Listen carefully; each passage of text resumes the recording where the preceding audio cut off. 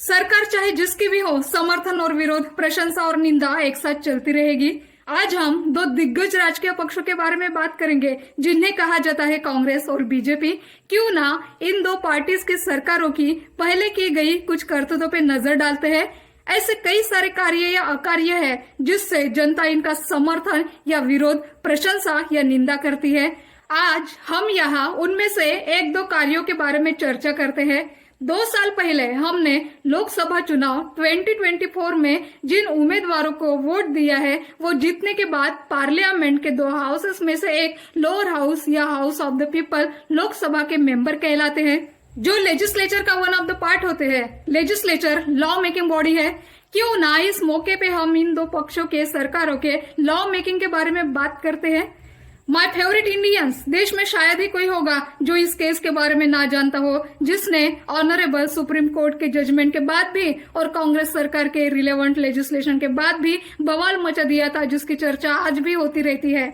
जी हाँ, ये वही केस है, मोहम्मद अहमद खान वर्सेस शाहबानो बेगम, जिसे शाहबानो केस से जाना जाता है।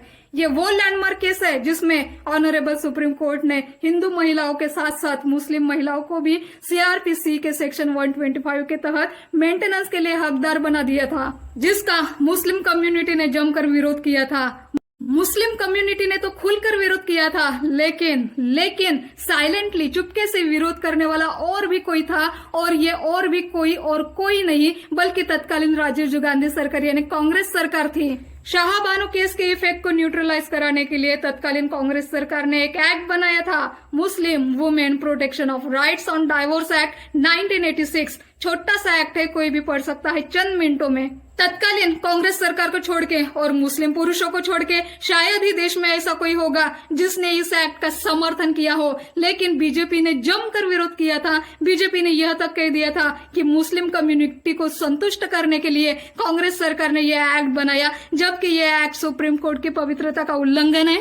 इन दिनों टेम्परेचर दिन ब दिन डिग्री सेल्सियस में बढ़ता जा रहा है, वैसे ही ये एक्ट पढ़ते हुए आपके दिमाग का पारा न चढ़े तो कहना इस एक्ट के प्रोविजंस कैसे अमानुष है और मुस्लिम समुदाय के अमानवीय कल्चर को कैसे कांग्रेस सरकार ने बढ़ावा दिया है, इस एक्ट के जरिए ये एक दिन जरूर डिस्कस करेंगे। इस एक्ट के कॉन्स्टिट्यूशनल वैलिडिटी को बाद में चैलेंज किया गया, जिसमें ऑनरेबल सुप्रीम कोर्ट ने clause A of subsection 1 of section 3 को बेहतरीन तरीके से इंटरप्रिटेट किया।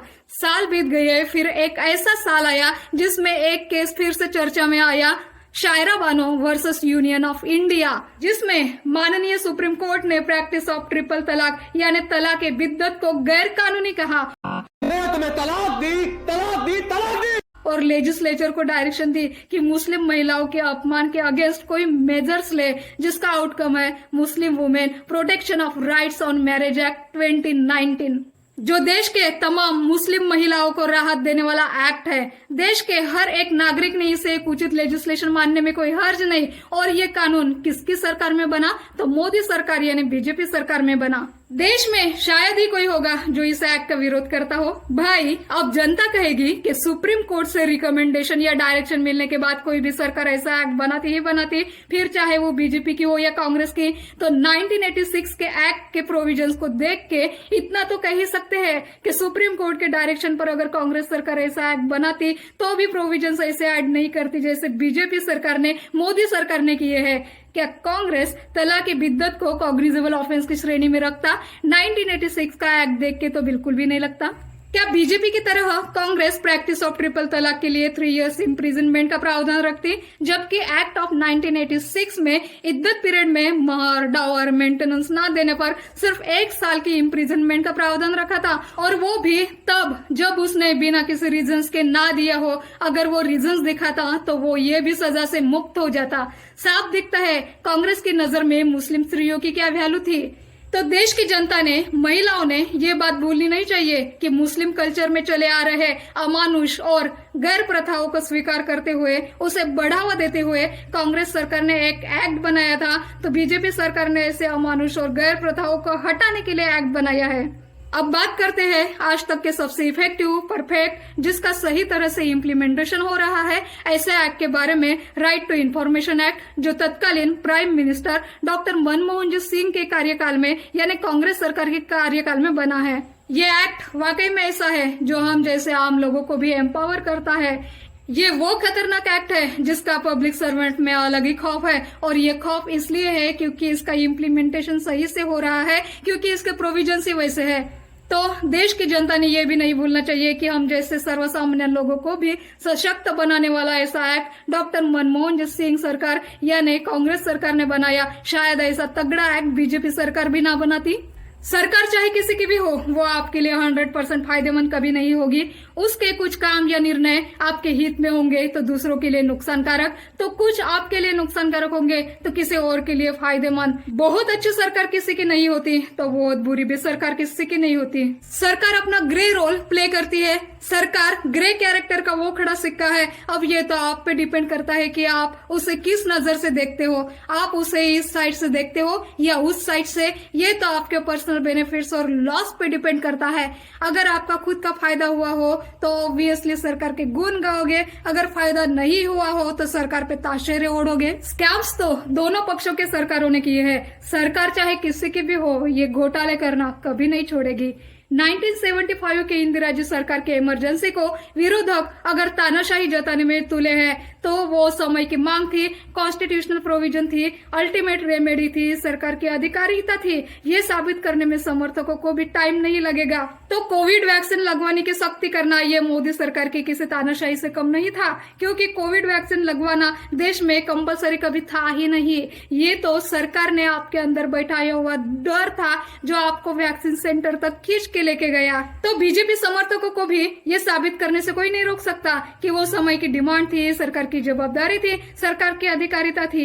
क्योंकि सरकार सख्ती कर करके 100 करोड़ का आंकड़ा नहीं दिखाती तो विरोधक उन पे ही हमला करते कि आपने ऐसे मुश्किल घड़ी में जनता के लिए किया क्या। सरकार चाहे जिसकी भी हो, हम आग बंद के इतना भरोसा तो कर ही सकते हैं कि ये हमें लूटती रहेगी और अपनी जेबें भरती रहेगी। ये रॉयल लाइफ जिएंगे और जनता पैदल लाइफ। जी हाँ, ये एक्ट देख लीजिए, the salary allowances and pension of members of parliament act 1954। इसके प्रोविजंस तो देखिए, ये अलाउंस वो अलाउंस, ये फ्री वो फ्री, ये फैसिलिटी वो फैसिलिटी, पेंशन। क्या ये सरकारी नौकरी है जो इन्हें पेंशन चाहिए? इस एक्ट के दो महत्वपूर्ण नुकसान है देश की जनता के लिए। एक तो सरकार एमपीज पे बहुत ज्यादा खर्चा कर रही है जो हम जनता से रगड़ टैक्स वसूल के जमा किया जाता है, और दूसरा इनकी तरफ से सरकारी खजाने में आने वाली आय भी नहीं आती जो जनता के काम आ सकती है। इन सांसदों पे होने वाले एक्स्ट्रा खर्च ये देश में महंगाई का वन ऑफ द रीजन है। इस बात पे देश में किसी का ध्यान नहीं। ये एक्ट कांग्रेस सरकार ने बनाया इंडियन कॉन्स्टिट्यूशन आर्टिकल 106 के अधीन। तो क्या बीजेपी सरकार ने इसे रिपील किया? भाई, इस एक्ट को कौन सी सरकार रिपील करेगी किसी नए एक्ट से, जबकि ये एक्ट खुद सांसदों ने बनाया हो अपने अनगिनत फायदे के लिए। ये हवाला देते हुए कि आर्टिकल 106 ने सांसदों का अधिकार, विशेषाधिकार दिए हैं। तो भाई, संविधान ने सांसदों को वेतन भत्तों के लिए हकदार बनाया है, मुफ्तखोरी के लिए नहीं। ये एक्ट है या कोई फ्रीनामा? सांसदों, अपने पैसों से कुछ तो किया करो या अपना सारा खर्च जनता की जेब काट के ही निकालते रहोगे। सरकार चाहे जिसकी भी हो, जनता के भरोसे मजे मारना नहीं छोड़ेगी। 1954 का एक्ट तो बनाया ही, लेकिन कांग्रेस सरकार ने 1985 में अपने अनगिनत फायदों के लिए एक लॉ बनाया। तो 2018 में बीजेपी सरकार ने अपने भयानक फायदे के लिए 1954 के एक्ट में अमेंडमेंट किया, जिसके तहत हर 5 साल में इनकी सैलरी और अलाउंस बढ़ेंगे। मतलब कांग्रेस सरकार ने चूसने के लिए ये 1954 के एक्ट के नाम की आइसक्रीम बनाई, जिसमें बीजेपी सरकार ने ऊपर से और मलाई डाली, जिसे मेंबर्स ऑफ पार्लियामेंट मस्त चूस रहे हैं, फिर चाहे वो किसी भी पार्टी के क्यों ना हो। और बात जब खाने की हो तो पोजीशन अपोजिशन सब एक हो जाते हैं।